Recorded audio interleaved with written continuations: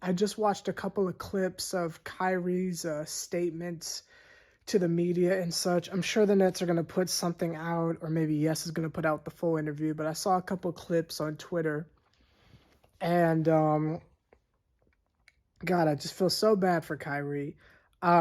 He didn't really go into why he needed to leave the team. He didn't really go into what he's been doing, but just from what I've gathered, from what I've been able to piece together from what it is that he said, a lot of mental health stuff, a lot of processing of all the things that's happening in our country and stuff, and it got to him, and he decided he just needed to go home and I guess refresh.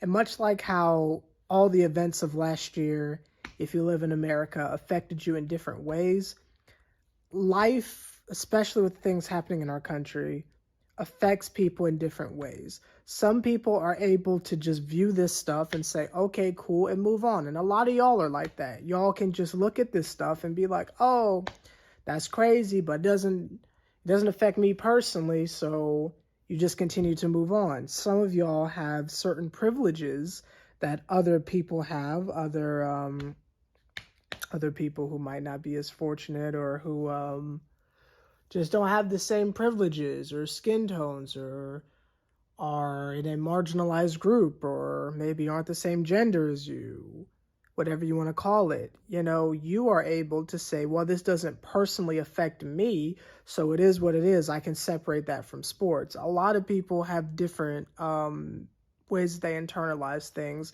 according to their own specific experiences. Kyrie seems to be someone who's handling it in a way that honestly I relate to personally.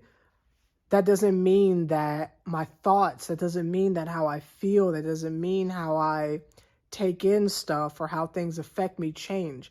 It just means my external lifestyle is a little bit better